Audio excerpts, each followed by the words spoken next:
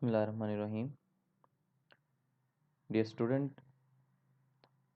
this is third lecture of Theory of Automata and Formal Languages. आपका अगर पिछले किसी भी लेक्चर के अंदर कोई क्वेश्चन है तो आप मुझे इस व्हाट्सएप नंबर के ऊपर इनबॉक्स कर सकते हैं, तो मैं इंशाल्लाह ट्राई करूँगा कि आपको रिप्लाई कर सकूँ। आज का जो हमारा टॉपिक है दैट इज़ नेचुरल लैंग्वेजेस। यहाँ पे हमें समझने की ज़रूरत पड़ेगी कि नेचुरल लैंग्वेजेस क्या होती हैं। तो नेचुरल लैंग्वेजेस कंप्यूटिंग के अंदर जो इंसान की लैंग्वेजेस होती हैं उनको हम नेचुरल लैंग्वेज कहते हैं। जैसा कि English, Russian, German, Japanese, Urdu, Hindi, ये सारी नेचुरल लैंग्वेजेस के अंदर आएंगी। और टिपिकली आर्टिफिशियल कमांड और programming language with which one usually talks to a computer, या वो वाली तमाम लैंग्वेजेस जिनके साथ एक ह्यूमन बीइंग कंप्यूटर के साथ इंटरेक्ट करता है, उसको हम नेचुरल लैंग्वेज कहते हैं। ऑटोमेटा के अंदर नेचुरल लैंग्वेज क्या होगा? In automata natural language is that language which we can easily understand the problem for performing further task.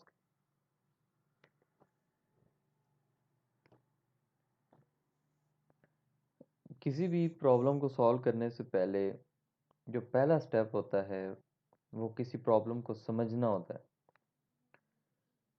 और इंसान की एक नेचर है कि वो जो उसकी नेटिव लैंग्वेज होती है, जो उसकी अपनी मादरी ज़ुबान होती है, उसके अंदर किसी भी प्रॉब्लम को ज़्यादा अच्छे तरीके से समझ सकते हैं।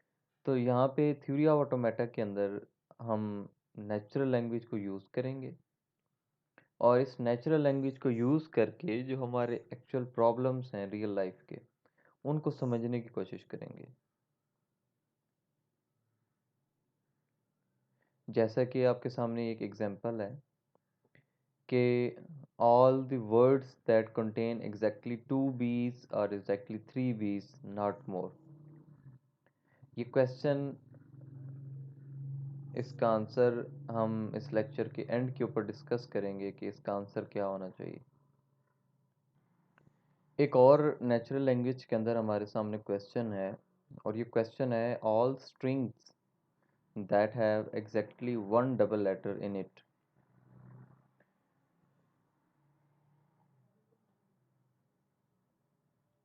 तो डियर स्टूडेंट, ये एक आपके सामने एक स्टेटमेंट लिखी हुई है और इस स्टेटमेंट के अंदर एक प्रॉब्लम है और इस प्रॉब्लम को हम सॉल्व करेंगे, लेकिन वो हम आगे चल के करेंगे इसको। तो किसी भी प्रॉब्लम को जब आपने उसकी स्टेटमेंट लिखनी है तो वो आपने याद रखना है कि वो नेचुरल लैंग्वेज के अंदर गिवन होगी। अब बात आती है कि what are regular languages. A regular language is a language that can be expressed with a regular expression or deterministic or non-deterministic finite automata or state machine। यहाँ पे जो दो वर्ड्स यूज हुई हैं, डिटर्मिनिस्टिक, उसके बाद ऑटोमेटा, और फिर उसके बाद फाइनाइट ऑटोमेटा, ये हमारे पास जो है यहाँ पे वर्ड्स यूज किए गए हैं। तो हम यहाँ पे देख सकते हैं कि ये डिटर्मिनिस्टिक और नॉन डिटर्मिनिस्टिक फाइनाइट ऑटोमेटा, ये आप लोगों ने याद रखना है। फाइनाइट ऑटोमेटा का हमारे नेक्स्ट लेक्चर के अंदर मैं इसको ब्रीफली एक्सप्लेन करूँगा, लेकिन यहाँ पे सिर्फ हमने रेगुलर लैंग्वेज को देखना है कि रेगुलर लैंग्वेज क्या होती है। That can be expressed with the regular expression. अब ये रेगुलर एक्सप्रेशन क्या होती है, ये बिल्कुल वेरी नेक्स्ट जो हमारी स्लाइड होगी उसके अंदर मैं इसको बताऊंगा कि रेगुलर एक्सप्रेशन क्या होती है। यहाँ पे आप सिर्फ एज ए डेफिनेशन ही इसको याद कर लें कि regular language is the language that can be expressed with the regular expression or deterministic और non deterministic finite automata. Language क्या होती है, language is a set of strings. ये हमने लास्ट लेक्चर में डिस्कस किया था कि हमारे पास पहले अल्फ़ाबेट्स होते हैं, अल्फ़ाबेट से वर्ड्स बनते हैं और वर्ड से स्ट्रिंग बनते हैं, which are made up of characters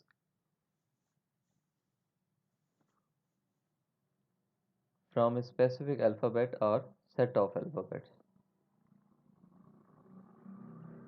ये सबसे पहले हमारे पास एग्जांपल आ गई।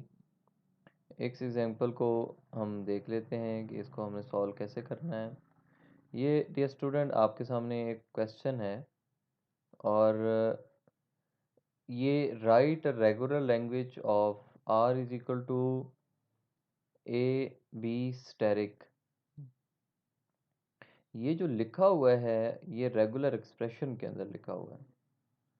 This is regular expression. अब रेगुलर एक्सप्रेशन को मैं यहाँ पे थोड़ा सा एक्सप्लेन करूँगा कि रेगुलर एक्सप्रेशन एक्चुअली होती क्या है। रेगुलर एक्सप्रेशन हमारे पास होती है जनाब, इसके अंदर एक तो ब्रैकेट होती है, एक इसकी ये दूसरी होती है ब्रैकेट, क्लोजिंग ब्रैकेट होती है। फिर उसके बाद इसमें एक साइन यूज़ किया जाता है जिसको हम कहते हैं प्लस। इस प्लस का मतलब होता है रिपीटिशन। किसी भी चीज़ की किसी वर्ड को रिपीट कराना है तो हम आर प्लस ये प्लस यूज़ करेंगे। फिर इसमें जनाब यूज़ होता है हमारे पास स्टेरिक। इसका मतलब है कि ये इसके अंदर ऑप्शन है कि इसके अंदर नल भी हो सकता है, इसको नल कहते हैं, और इसके अंदर रेपिटेशन भी हो सकती है किसी भी वर्ड की, ये रेपिटेशन हो सकती है। तो ये मैं आपको रेगुलर एक्सप्रेशन का बता रहा हूँ कि रेगुलर एक्सप्रेशन क्या होती है। तो रेगुलर एक्सप्रेशन की जो हमारे पास चीज़ें हैं वो ये हैं, इन चीज़ों से मिल के हमारा एक रेगुलर एक्सप्रेशन बनेगा। और तीसरी क्या चीज़ होती है, जो हमारे पास स्ट्रिंग यूज़ हो रही होती है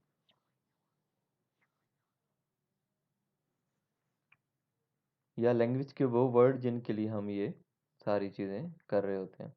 तो इसमें हमारे पास चीज़ें हो सकती हैं, लैंग्वेज के जो हिस्सा होती हैं जिसको हम लास्ट टाइम भी डिस्कस कर रहे थे कि ए और बी सिग्मा जिसको हम कहते हैं, वो चीज़ इसके अंदर हो सकती है। तो यहाँ पे एक रेगुलर एक्सप्रेशन गिवन है हमारे पास, और रेगुलर एक्सप्रेशन हमें ये कह रही है कि एक रेगुलर एक्सप्रेशन ऐसी बनाएं जो जिसके जो हमेशा उसके सारे वर्ड्स ए से शुरू हों। ये ज़रा गौर से देखिएगा, सारे वर्ड्स ए से शुरू हों और बी का स्टेरिक लगा हुआ है। बी का स्टेरिक का मतलब ये है कि यहाँ पे भी स्टेरिक आ जाएगा, वो चीज़ रेपिटेशन हो सकती है उसकी, ये वाला स्टेरिक। इस स्टेरिक का मतलब ये है कि ये नल भी हो सकता है। नल का मतलब है कि कोई वर्ड भी इसकी जगह नहीं हम रख सकते, मतलब इसकी जगह बी को हम एक दफ़ा भी रिपीट नहीं करा सकते और इसको मल्टीपल रेपिटेशन भी दे सकते हैं। ठीक है, तो अगर मैं इस रेगुलर एक्सप्रेशन की बात करूं तो यहाँ पे आप देख सकते हैं कि R is equal to A B और स्टेरिक। तो इसका मतलब है कि ये चीज़ तो इसमें नहीं आएगी, ये ये नहीं आएगी इसमें। रेगुलर एक्सप्रेशन का मतलब है कि ए बी स्टेरिक, ए तो यहाँ पे गिवन है। ये अगर इस रेगुलर एक्सप्रेशन में से सबसे छोटा वर्ड अगर आप निकालें तो सबसे छोटा वर्ड जिसकी लेंथ, वर्ड मतलब ए बी सी में से बड़ा नहीं, जैसे 1 2 3 में से बड़ा छोटा नहीं निकालना हमने, ऐसा वर्ड जिसकी जिसकी लेंथ सबसे कम हो, तो इसमें से इस स्टेरिक की जगह तो हम नल भी पुट कर सकते हैं। ये हमने यहाँ पे डिस्कस किया है कि अगर ये स्टेरिक है तो ये नल हो सकता है। तो अगर मैं इस बी की जगह नल पुट कर दूँ तो पीछे क्या रह जाएगा, सिंपल ए। तो वो मैंने सिंपल ए पहला वर्ड जनरेट कर लिए। अच्छा, अब अगर मैं इस बी की जगह एक बी पुट करूं, क्योंकि मेरे पास ऑप्शन है, मैं इस स्टेरिक की वजह से इसको रिपीट कर सकता हूं। तो अब ए, ये इसने तो आना ही आना है, क्योंकि इसके ऊपर कोई भी रेपिटेशन नहीं है, मैं इसकी जगह नल पुट नहीं कर सकता ये। और बी स्टेरिक का मतलब है कि इस बी स्टेरिक को मैं मल्टीपल टाइम्स बी रिपीट करवा सकता हूँ। तो ये वाला आ जाएगा, यहाँ पे दो बी आ गए। और यहाँ पे आप देख सकते हैं कि ए तो आना ही आना है, क्योंकि उसके पास नल होने की ऑप्शन नहीं है, उसने बी स्टेरिक कर देना है। तो बी स्टेरिक का मतलब है कि बी की रेपिटेशन, ये ठीक है। अच्छा जी डियर स्टूडेंट्स, हम इसमें कुछ और एग्जांपल देख लेते हैं रेगुलर एक्सप्रेशन की, ताकि आपका ये कंसेप्ट क्लियर हो जाए। यहाँ पे एक रेगुलर एक्सप्रेशन मेरे पास गिवन है, और इस रेगुलर एक्सप्रेशन में ये लिखा हुआ है कि आपने ए स्टेरिक की रेगुलर एक्सप्रेशन क्या बनेगी, ज़रा सोचें। ए स्टेरिक की रेगुलर एक्सप्रेशन क्या बनेगी, इसकी इसकी मैं बात कर रहा हूँ। ये सेम उसी तरह है। अब आपने चीज़ यहाँ पे याद रखनी है कि स्टेरिक अगर किसी वर्ड के ऊपर लगा हो तो उसमें हमारे पास क्या क्या ऑप्शंस हो सकती हैं। अगर हमारे पास स्टेरिक लगा हो तो उसमें हमारे पास जो ऑप्शंस होती हैं वो कौन कौन सी होती हैं। इस स्टेरिक की फंक्शनैलिटी क्या क्या है। ये एक तो कहता है कि इसमें नल हो सकता है, और दूसरा ये रेपिटेशन करा सकता है किसी भी वर्ड की। जैसे आप फॉर लूप लगा देते हैं, तो इसका मतलब है कि इस ए के ऊपर अभी इस वक्त फॉर लूप लगा हुआ है। तो ये मल्टीपल टाइम्स, अनलिमिटेड टाइम, ये इसको हम रिपीट करा सकते हैं। तो अगर मैं इस ए की जगह यहाँ पे, ये जो रेगुलर एक्सप्रेशन है इसकी जगह अगर मैं नल पुट करूँ, नल इसको कहते हैं, ये हम उस वाई भी कहते हैं और ये नल भी कह सकते हैं। अगर मैं यहाँ पे नल पुट करूँ तो सबसे छोटी स्ट्रिंग, छोटी लेंथ का स्ट्रिंग कौन निकलेगा, ये नल निकलेगा ये। अब अगर मैं इसकी जगह एक पुट करूँ ए, इस ए की जगह सिर्फ ए पुट करूँ, तो मेरे पास आंसर ये आएगा। और अगर इसके अंदर मैं दो ए कर दूं, क्योंकि मेरे पास यहाँ पे रिपीटेशन की ऑप्शन है, मैं इसको रिपीट करा सकता हूँ, तो इसका मतलब है कि ये मेरे पास दो ए आएंगे। अब मैं इसके अंदर तीन कर दूं, फिर उसके बाद चार कर सकूँ, ये गलत है, ये इसके अंदर नहीं आएगा, ये वर्ड्स इसके अंदर आएंगे। ये ए यहाँ पे बताया गया कि ये नहीं आना, दिस इज़ रॉन्ग। एक तो इसमें वर्ड है ही नहीं लैंग्वेज का, तो फिर यहाँ पे क्यों आ रहा है। यहाँ पे हमेशा वही वर्ड्स आ सकते हैं जो यहाँ पे गिवन होंगे, इसके अलावा कोई और वर्ड्स यहाँ पे नहीं आ सकते। सेम इसी तरह ये हमारे पास ऑप्शन है।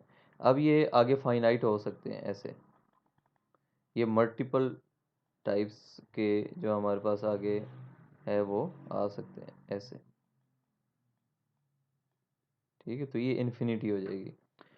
तो डियर स्टूडेंट, ये हमने सेकंड एग्जांपल इसकी की है रेगुलर एक्सप्रेशन की। मैं दोबारा रिपीट कर देता हूँ कि जब भी हमारे पास स्टेरिक आ जाएगा तो हमारे पास ये ऑप्शन आ जाती है कि हम उस वर्ड को या उस पर्टिकुलर जो हमारे पास एक्सप्रेशन है उसको हम रिपीट करा सकें। तो इस स्टेरिक की वजह से आप देख सकते हैं कि स्टेरिक के अंदर ऑप्शन होती है कि हम कुछ भी ना लें, और लें तो फिर ये हम इसको मल्टीपल टाइम्स इसको कर सकें। तो ये भी इसके अंदर ये भी एक रेगुलर एक्सप्रेशन की एग्जांपल है। उम्मीद है आपको समझ आ गई होगी। तो मैं देखता हूँ कि एक दो और एग्जांपल्स हम कर लेते हैं, ताकि हमारा ये कंसेप्ट जो है वो क्लियर हो जाए। अच्छा जी, उसके बाद यहाँ पे एक इम्पॉर्टेंट कंसेप्ट है। अब आपने इस चीज़ को नहीं भूलना कि ये स्टेरिक क्या होता है।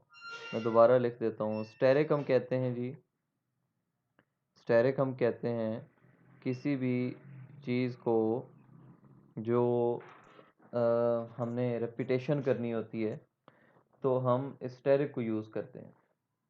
तो asterisk is basically use for repetition of any word. लेकिन इसके अंदर एक ऑप्शन होती है कि ये इसको हम कुछ भी नहीं इसमें से ले सकते, और इसको हम रेपिटेशन भी इसमें से करवा सकते हैं। तो ये एक हमने रेगुलर लैंग्वेज लिखनी है। ये जो हम लिख रहे हैं, ये जो चीज़ हम लिख रहे हैं, ये हमारे पास रेगुलर लैंग्वेज है ये। और ये जो हमारे पास चीज़ गिवन है, इसको हम कहते हैं, ये हमारे पास रेगुलर लैंग्वेज है ये, और ये हमारे पास रेगुलर एक्सप्रेशन है, रेगुलर एक्सप्रेशन ये, दिस इज आर ई। अच्छा, अब आपने यहाँ पे गौर से देखना है, अगर ये आपके कंसेप्ट क्लियर हो गया है कि ये रेगुलर लैंग्वेज है और ये रेगुलर एक्सप्रेशन है, और जो हमने सबसे पहले हमने स्टेटमेंट्स देखी थी इंग्लिश में, वो नेचुरल लैंग्वेज है। तो यहाँ हम बेसिकली तीन तरह की चीज़ों के साथ हैंडल कर रहे हैं। तो यहाँ पे हमने रेगुलर लैंग्वेज लिखनी है, ये क्वेश्चन आ सकता है पेपर में, किसकी बेस के ऊपर? इस रेगुलर एक्सप्रेशन की बेस के ऊपर। सही। तो यहाँ पे हम देख लेते हैं कि इसको हमने कैसे सॉल्व करना है। अब आप देख सकते हैं कि ये स्टेरिक लगा हुआ तो है, लेकिन ये पूरी ब्रैकेट के ऊपर लगा हुआ है। तो दैट मीन्स इन सब के पास इन सब को आप रिपीट करा सकते हैं। अब यहाँ पे आपने एक कंसेप्ट और क्लियर करना है कि ये जो दरम्यान में प्लस लगा हुआ है, अगर तो ये स्टेटमेंट आ जाए कि ए प्लस बी, अगर ये चीज़ हो जाए, तो तब इस प्लस का मतलब और है। और अगर यही ए आपका ऊपर टॉप के ऊपर आ जाए यहाँ पे, तो तब इसका मतलब और है। ये कंसेप्ट यहाँ पे ज़रूर क्लियर करिएगा कि ये यहाँ पे दो डिफरेंट चीज़ें हैं। ये प्लस का मतलब ब्रैकेट के अंदर और होता है और ब्रैकेट के बाहर और होता है। जब ये ब्रैकेट के अंदर आ जाता है तो तब इसका मतलब क्या हो जाता है? तब इसका मतलब हो जाता है जनाब चॉइस का। मैं सी लिखूंगा चॉइस के लिए, तब इसका मतलब है चॉइस, CHOICE, जब ये हमारे पास इसके अंदर आएगा। और जब ये स्टेरिक ये प्लस जो है इस ब्रैकेट के ऊपर आ जाएगा, तो तब इसका मतलब और हो जाएगा। इसका मतलब और होने का मतलब क्या है? इस वक्त हम इस चीज़ को यूज़ नहीं कर रहे, क्योंकि स्टेरिक बायर हमारे पास नहीं है प्लस, हमारे पास जो प्लस है वो अंदर है। तो यहाँ पे जो है ये हमारे पास चॉइस होती है, इसको हम ऑप्शन भी कहते हैं, ये ऑप्शनल। ठीक है, तो ये चीज़ भी इसके अंदर हो सकती है। अब इस प्लस का मतलब क्या है? अब आप देखें यहाँ पे दो ऑपरेटर यूज़ हो रहे हैं, एक स्टेरिक यूज़ हो रहा है और एक इसमें प्लस का यूज़ हो रहा है। तो इन दोनों कंसेप्ट को क्लियर हमने यहाँ पे करना है कि ये इस प्लस का क्या मतलब है और इस स्टेरिक का क्या मतलब है। तो जल्दी से आप इसका कंसेप्ट क्लियर कर लेते हैं। इस सपोज हम करते हैं कि हम यहाँ से इस तरफ आ रहे हैं। जब हम ब्रैकेट में इन हुई है तो सबसे पहले हमें क्या मिला? अगर मैं इस पूरी ब्रैकेट को देखूं और ऊपर स्टेरिक लगा हुआ है, तो स्टेरिक ग्लास स्लाइड में हमने देखा है कि स्टेरिक के पास ये ऑप्शन होती है कि वो कुछ भी ना ले, इन दोनों वर्ड्स में से एक भी वर्ड ना ले, एक भी इसमें से जो अल्फ़ाबेट है वो अपने अंदर ना ले। तो जब ए और बी दोनों को हम नल पुट करेंगे, ए और बी को जब दोनों नल पुट करेंगे तो क्या होगा? नल आ जाएगा, ये नल आ गया। और जब हम इस ए और बी को इसमें से हम सिर्फ, जब हम यहाँ से इधर जा रहे होंगे तो फर्स्ट टाइम में इस ए और बी में से कोई एक चीज़ ले सकते हैं, दोनों इकट्ठे नहीं ले सकते। ये हमारे पास ये ऑप्शन होती है। और ये प्लस का यही कहता है कि ये चॉइस है। ये जैसे आप इफ़ और एल्स कहते हैं, या तो इफ़ चलेगा या एल्स चलेगा, या तो आप इसमें से ए ले सकते हैं या इसमें से बी ले सकते हैं। तो मैं फर्स्ट टाइम जब यहाँ से आया तो मैंने यहाँ से ए लिया, ये मैंने ए ले लिया। जब मैं इधर पहुँचा यहाँ पे ए लेके मैं दोबारा इस बड़ी ब्रैकेट के पास पहुँच गया यहाँ पे, तो मेरे पास यहाँ पे लगा हुआ था स्टेरिक।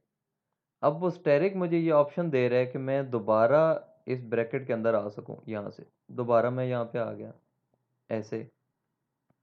जब मैं दोबारा यहाँ पे आया तो मेरे पास दोबारा फिर एक ऑप्शन आ गई कि मैं ए और बी में से एक वर्ड ले सकता हूँ।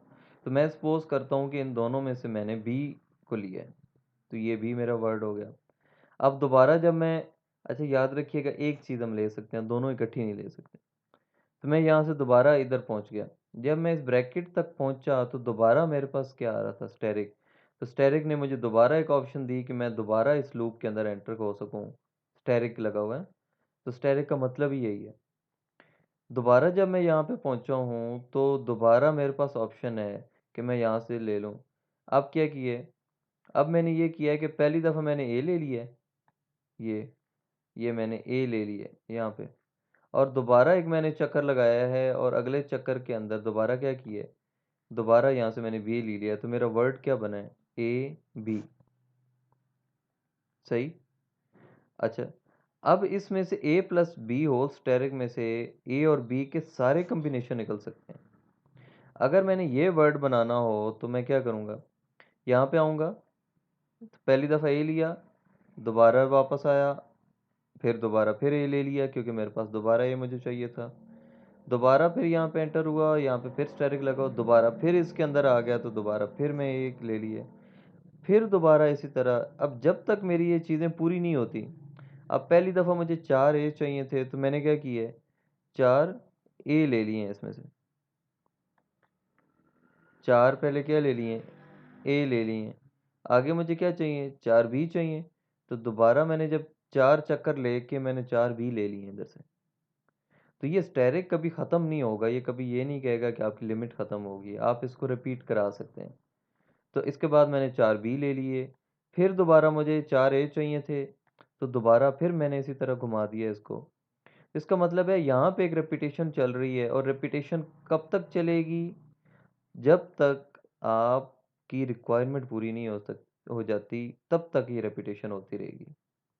तो इसका मतलब है कि इस a plus B whole asterisk में से मैं एनी नंबर ऑफ जो कम्बिनेशन है वो यहाँ से निकाल सकता हूँ। तो उम्मीद है आपका ये जो कंसेप्ट है, अभी ये वाला जो कंसेप्ट है प्लस वाला, ये हमने यहाँ पे डिस्कस नहीं किया, ये हम आगे किसी लेक्चर के अंदर जाके इसको डिस्कस करेंगे। तो हमने अभी तक जो इस प्लस का यूज़ किया है वो ब्रैकेट के अंदर वाले प्लस को हमने यूज़ करके, इस ऑप्शन वाली प्लस को हमने यूज़ करके ये वर्ड्स जनरेट कर दिए हैं इसमें। और जो बाहर वाला स्टेरिक है उसको यूज़ किया है। बाहर वाला स्टेरिक हमें ऑप्शन दे रहा है कि हम बार बार इस ब्रैकेट के अंदर आ सकें, और अंदर वाला प्लस जो है वो हमें क्या कर रहा है, ऑप्शंस दे रहा है कि बार बार हम इसमें से वर्ड्स निकाल सकें। तो उम्मीद है कि आपका जो रेगुलर एक्सप्रेशन का जो कंसेप्ट है वो क्लियर हो गया होगा। कुछ और एग्जांपल इसमें से देख लेते हैं। अब आप यहाँ पे देखिएगा, जो एग्जांपल हमारे सामने आई है वो एग्जांपल क्या है, वो एग्जांपल ये है जनाब कि ये रेगुलर एक्सप्रेशन है हमारे पास, दिस इज़ रेगुलर एक्सप्रेशन ये, और इसमें आप देख सकते हैं कि सिर्फ जो ब्रैकेट है उसके ऊपर रेपिटेशन है, और बाकी ये जो बाहर वाला और अंदर वाला ए है ये दोनों फिक्स हैं। तो इसका मतलब है कि ये दोनों ए हमेशा रहेंगे, और जो रेपिटेशन आएगी वो इन दरमियान वाले ए और बी के ऊपर आएगी इधर, क्योंकि ना तो इस ए के ऊपर स्टेरिक है, ना तो हम इसको घुमा सकते हैं, ना ही इस ए को घुमा सकते हैं एक वर्ड के अंदर। जो रेपिटेशन है वो इस ए प्लस बी के ऊपर स्टेरिक है। तो हम यहाँ पे अगर ये जो छोटे वाला ए है, सबसे ये जो सेंटर वाली ये हमारे पास जगह है ये वाली, अगर मैं इस स्टेरिक की वजह से इस पूरी ब्रैकेट के अंदर नल पुट कर दूं, क्योंकि मेरे पास स्टेरिक मुझे ऑप्शन देता है कि मैं स्टेरिक को ऑप्शन भी ले सकता हूँ ऐसे, ये मुझे नल भी दे सकता है और ये मेरे पास रेपिटेशन भी दे सकता है, ये दोनों काम करेगा ये।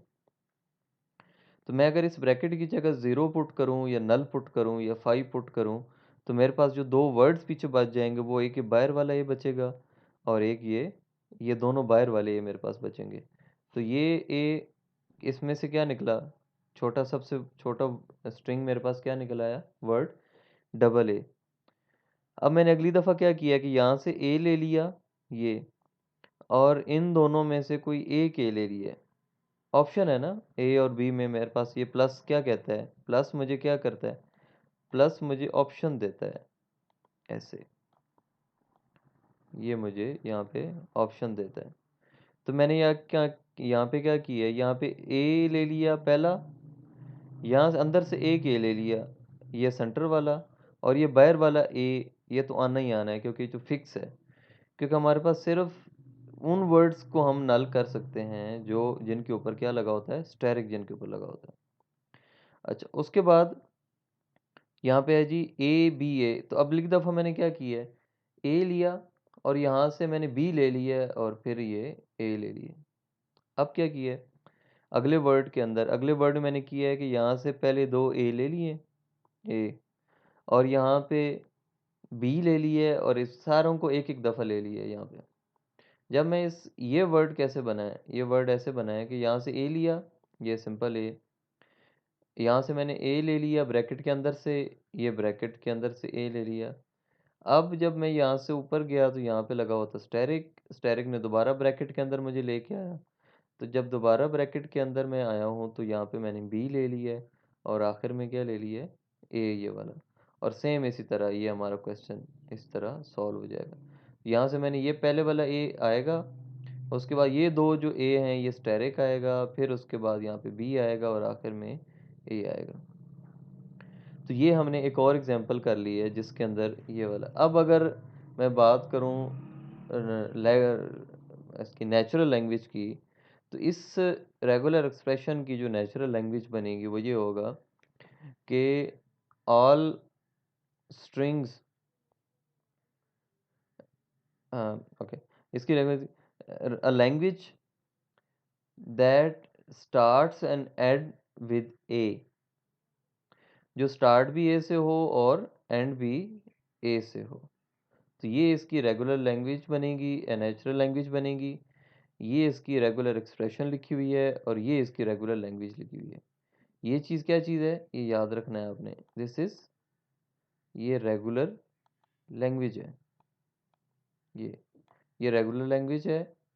ये क्या चीज़ है, ये आपकी रेगुलर एक्सप्रेशन है। और जो मैं इंग्लिश बोल रहा हूँ, इंग्लिश में जो स्टेटमेंट लिख रहा हूँ, वो क्या होती है, वो नेचुरल लैंग्वेज होती है ऐसे।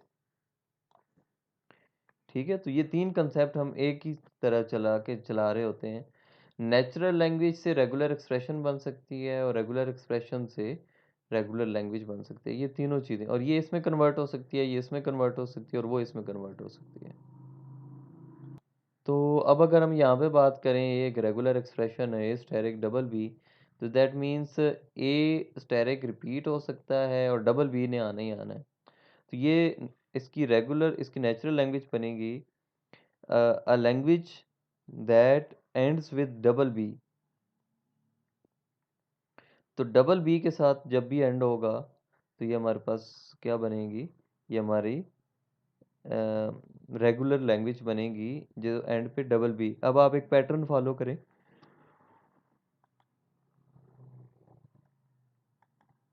यहाँ पे आपको डबल बी नज़र आ रहा है, ये देखें, डबल बी, डबल बी, ये देखें। ये आपको क्यों डबल बी नज़र आ रहा है, ये आपको डबल बी इसलिए नज़र आ रहा है कि इसकी जितने भी वर्ड्स होंगे वो सारे किस पे एंड होंगे, डबल बी पे। और एक के ऊपर स्टेरिक लगा हुआ है, दैट मीन्स ए को हम एनी नंबर ऑफ टाइम्स इसको रिपीट करा सकते हैं। डियर स्टूडेंट्स, आज के इस लेक्चर के अंदर हमने दो चीज़ों को देखा है कि कैसे हम एक रेगुलर एक्सप्रेशन से रेगुलर लैंग्वेज जनरेट कर सकते हैं। तो हम अपने अगले लेक्चर के अंदर देखेंगे कि कैसे एक नेचुरल लैंग्वेज से हम रेगुलर एक्सप्रेशन जनरेट कर सकते हैं। तो अगर आपका कोई भी क्वेश्चन हो तो हम इंशाल्लाह जब हमारे लेक्चर्स होंगे तो उनके अंदर आप मेरे से क्वेश्चन कर सकते हैं इस सारी चीज़ों के बारे में। और दूसरा, आप मेरे व्हाट्सएप नंबर के ऊपर कोशिश करें कि मुझे स्क्रीनशॉट लेके सेंड करें ताकि मुझे एग्जैक्टली आइडिया हो कि आप किस चीज़ की बात कर रहे हैं। तो इंशाल्लाह अगले लेक्चर में मिलेंगे। मेरी रिक्वेस्ट है कि आप लोग अपने नोट्स जनरेट करते जाएँ ताकि आपको ये चीज़ें भूलें नहीं। तो डियर स्टूडेंट तब तक के लिए अल्लाह हाफ़िज़।